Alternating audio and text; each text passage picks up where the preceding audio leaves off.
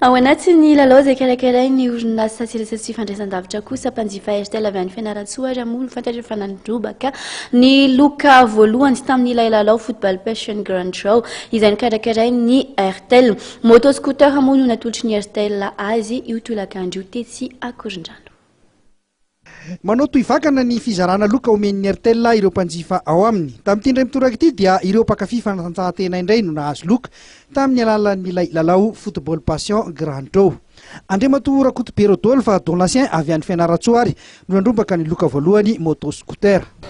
Ny fiasaim-pola dia faly dia faly ary fahitako an'ilay lalao izy aloha dia hoe lalao natao andrehetra ilay izy ary mahafinaritra ilay izy satria ahafahana mamofo fahalalana ary mazava ho azy fa mahalala ho azy dia azoana sokovana ilay izy profon'izany moa zany moto ahafahana milalao ihany koa ilay izy eo ny baolina ka mandrehitra zavatra dia faly dia faly ny tena.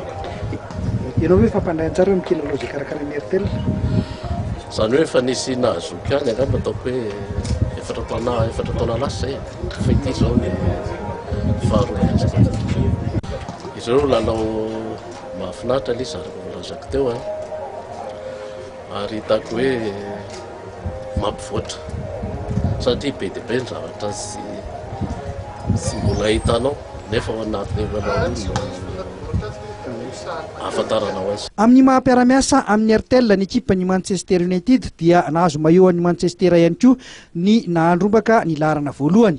Andriamatoa Randrianaivo Arson kosa no nahazo ny loka faharoa baby foot ary mpanjifa 10 hafa samy nahazo 4 alina ariary avy ary maillot an'ny Manchester ihany koa. Toko lahy sy toko vavy izay no manakatona ny vaovaontsika indray amin'ny tsy takariva ity makasitraka anao nanaraka ny vaovao hatramin'ny farany mametraka ny filomandra-pitafa indray.